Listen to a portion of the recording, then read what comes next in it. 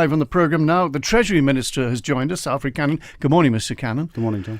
The programme, what do you think of it? How did the island come out of it?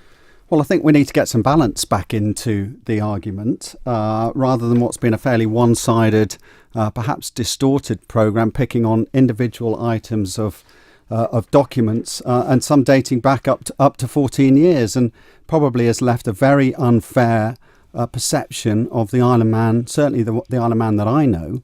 But the perception is the thing, and they referred to tax havens throughout. That's something we've tried to steer clear of.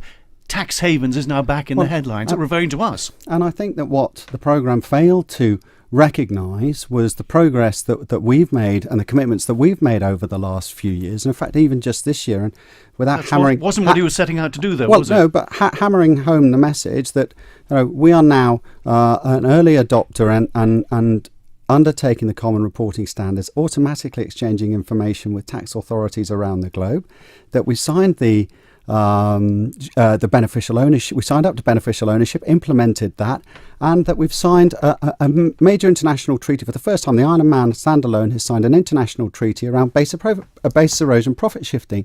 And I think the key point is that what was going on 14 years ago, picking out isolated incidents of inappropriate behaviour and trying to attach those to the Isle of Man, it just doesn't reflect where we are today and what we're doing as an island to get on board and get involved with a global tax agenda that is part of dealing with a significant global and increasing global free trade environment. Regulations that may cross the T's and dot the I's but are not perceived as fair, are we going to have to back off on those? Well, no, what we're going to do is that we're going to continue to work with our international colleagues at the OECD, that we're going to continue to work closely with HMRC and HM Treasury, and we're going to tighten up those areas that need tightening up, and we're going to carry on working to ensure that the offshore environment provides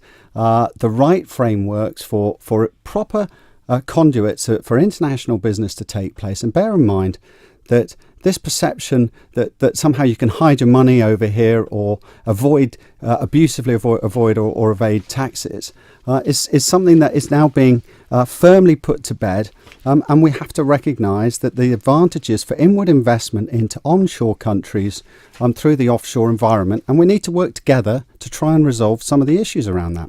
Do you think the Chief Minister did a good job?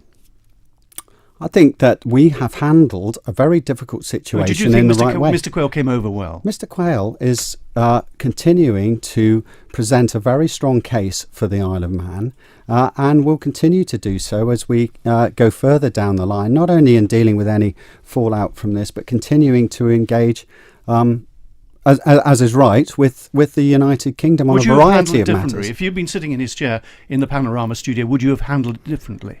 Well, I think that any individual would want to handle something differently. What Mr. Quayle decided to do was right for the island, and we're taking positive steps here.